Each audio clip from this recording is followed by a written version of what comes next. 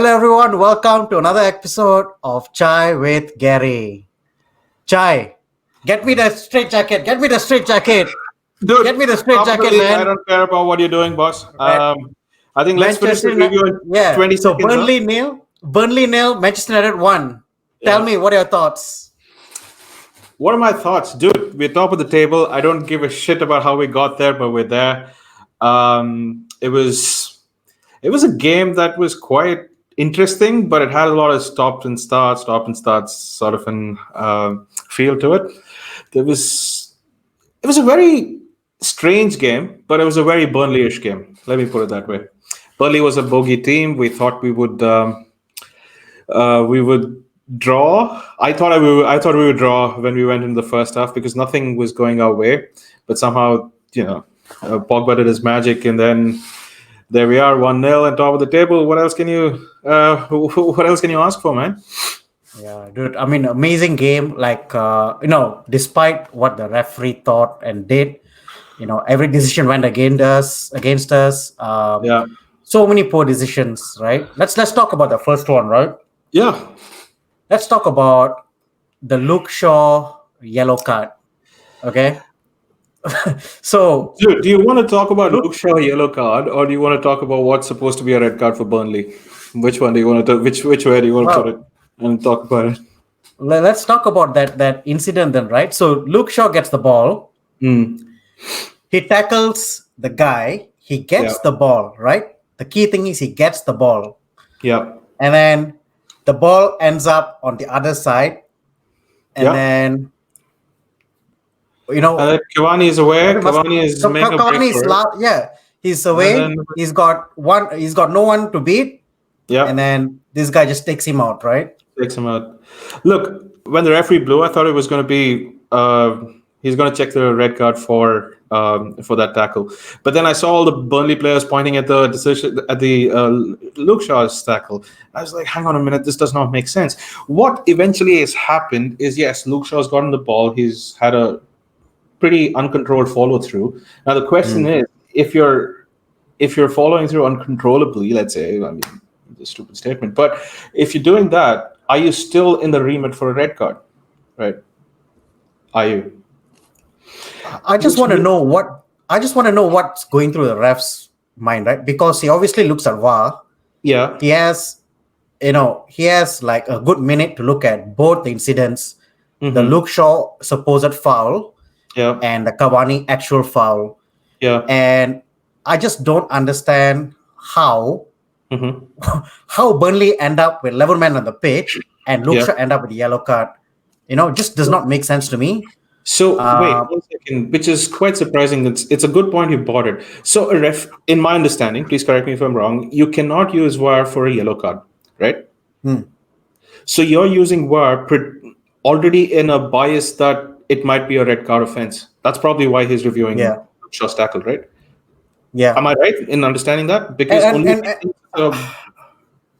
actually, just leading up to that point as well, I think what happened, the referee had this preconceived notion that we were going to try to buy for a foul because Cavani, leading up to that incident, he was constantly on the ground. He was arguing with the ref, and I think at the back of the ref's mind, he already made his mind up that he was not going to give Cavani that foul. I think that kind of played into the ref's decision, maybe somewhat. Look, I mean, it's not only this isolated incident. Yes, this is a big one, and we're talking about it. But there were so many fouls that were given, shouldn't be given, were not given, should have been given. There was a lot of stop-start when you think about it, and it played into Burnley's hands in the first half, right? So we play with momentum, and we kind of need that to kind of work through from defense to attack. But every time there was a stop, that kind of affected our mentality, I think, towards especially in the first half. So that, I mean, I just felt we were just too slow, man, in the first half. So lethargic and slow, and Yeah, It's what like- surprised me the most as well, dude, and you don't see performance like this from Bruno, right? And Bruno, I didn't think had a good game at all whatsoever, right? And you could see there are a couple of things that strike that fresh in the memory, right? First of all, he takes a touch which is so bad when we're trying to break that Burnley are on the counter, right? They didn't even press him. It's just the touch was so bad, and it was in our half too, right? On our left hand side, it was Matic to Bruno, and he miscontrols it, and there they are in an attack, right? I'm not seeing that carelessness or lack of work ethic in some shape or form with Bruno. What also surprised me was he had about a couple of shots, right, and got 2 or 3 shots, and then he didn't seem to have hit it with a lot of conviction as well. I don't know. I think my thoughts on Bruno is that I think he was a bit more careful this game. Like he's not as reckless. Reckless is a poor word. I think he wasn't trying those killer passes, the killer shots and all that as often this game. I think his game was a bit more controlled, and I don't necessarily think it was wise to do that. I think Bruno's this kind of player who lives on the moment, kind of thing, will get you that killer pass or the killer shot, and will create something out of nothing, right? Yeah. So I think by doing this, you're inhibiting his best qualities, which is not great. So I just don't. I think Solskjaer's probably had a word with him and told him, "Look, man, you've got to hold on to the ball a bit longer. Don't give away silly passes and things like that." Which I think exactly what he ended up doing, right? Yeah, but it's just that he just didn't have. You could see that it was not him playing today. I just felt like it was that the Bruno that we normally see was not there today. Yeah. And I just want to go on to the next section. Yeah, the next section is that Maguire goal, the supposedly foul on the defense, the Burnley defense. I mean, how? What are we, kindergartners now? Is that what we are? I mean, look, that would have been a goal right from when I was a kid to about 2019, let's say.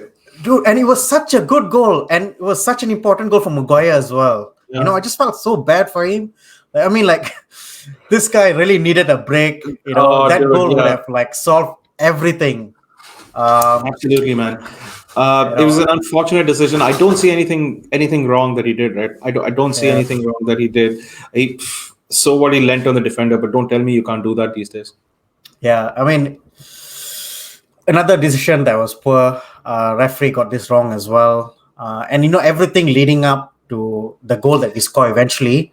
Just poor decisions, kept breaking the tempo. I think in the second half, I kind of expected us to make some changes. Yeah. I thought Matic was going to come off, and I thought potentially Fred was going to come on to kind of give us a bit more impetus and a bit more urgency, I guess, going forward. But I think Ole stuck with his guns, and then eventually we got that goal. So, and what a goal it was! Huh? I mean, apart from the deflection, though. Just before we go into the goal, I just wanted to make a point about Rashford. I think Rashford needs to lift his head up once in a while and be a little more. He needs to pass the ball a little more rather than run against defenders, right? Look, his assist was top notch. I think he saw Pogba coming in from midfield, and it was evidently Pogba who won the ball in the midfield as well, right? To have that, which led to the goal. But Rashford was basically thinking about all the poor kids he has to feed. All right, football is like secondary. Ever since Rashford kind of ventured into this thing, I think what. In all honesty, it's a good thing that he's doing for the community and for kids and all that. But I think his game has suffered a bit. I don't know whether it's a thing of, it's a problem with focus. When you're so involved in politics, right? He's basically a politician. He's a junior politician. Football takes so much of your time as a professional athlete. I just wonder how much time he's got in his day to kind of split between football and charity. I get it, but I think it's fundamental. Somebody needs to be telling him, saying, look up, you'll find a man free. It's just personal glories after personal glories that we're after, and I think it's just if they could improve the passing amongst the front three, I think we'll be a vastly different team. Now, I don't care whether it is Martial, Greenwood, or Rashford, or Martial, Cavani, and Rashford. I don't really care who the three are, but I think at some points people are going for those little pearlers that people score, right? So the probability of that happening is probably once in every 6 games, and once in 10 games maybe, or even more. And people are just keeping going for glory. It's just so unfortunate to see. In saying that, I think even Martial had a pretty average game today. I don't think he played particularly well. Like, I mean, his League Cup play and all that was good, but I think he's just low on confidence where, all his shots are probably off target. He had that one really good shot that Pope saved. Yeah, he did really well. But you remember that goal? Reminded me of the one he put against Everton, right? Who did we score against? Everton, I think it was, where he's on the left-hand side and then he just goes on the right hand.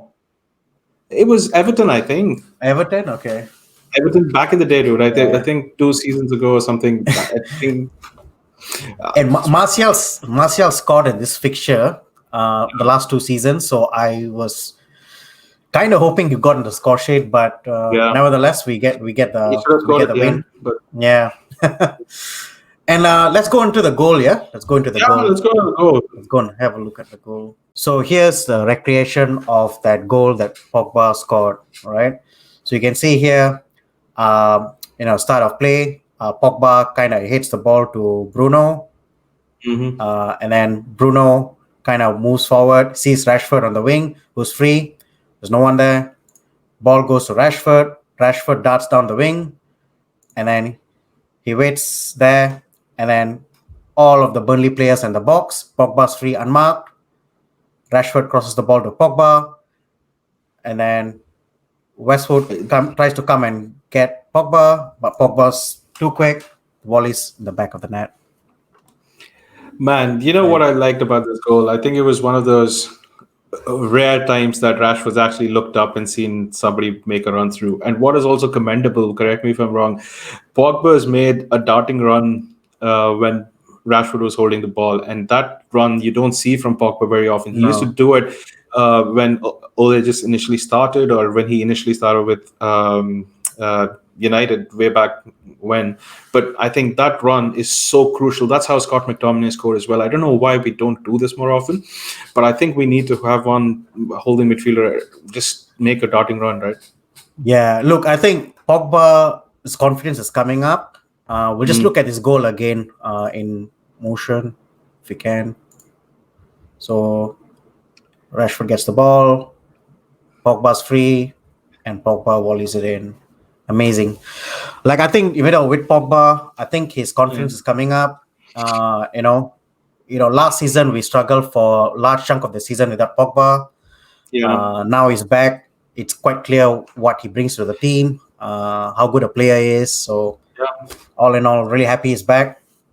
And that's the goal that puts us on the top of the table, man. That's it. Don't know how long we'll last there, but we're there. Yeah, we're there. Yeah. All right, Chai.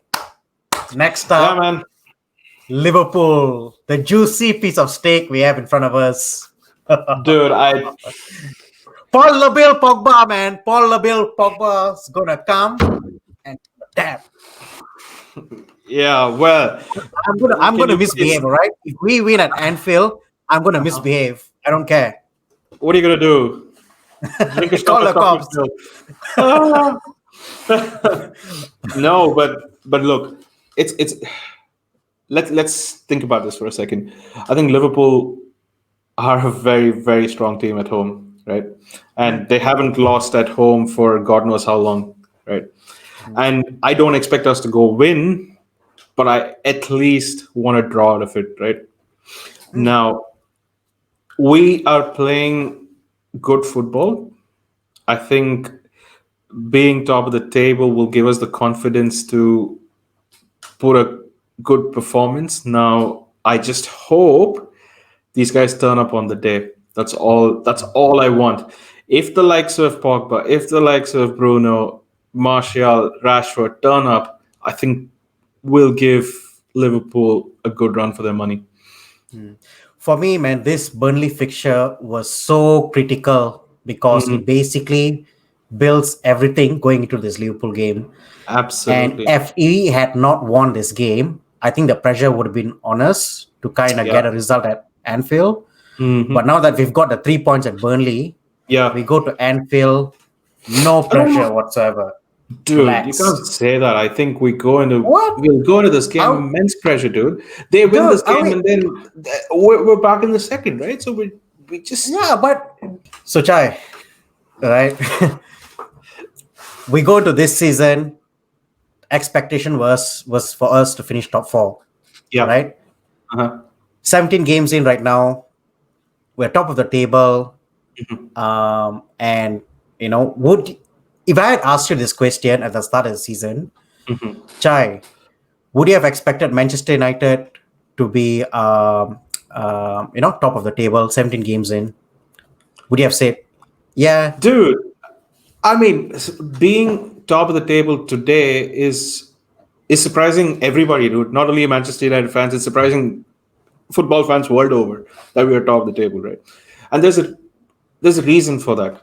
I think nobody expected United to be at the top of the table. Now, whether it is a function of our own good performances or a function of other teams dropping points, I don't know, because this season has been a mix of unpredicted results.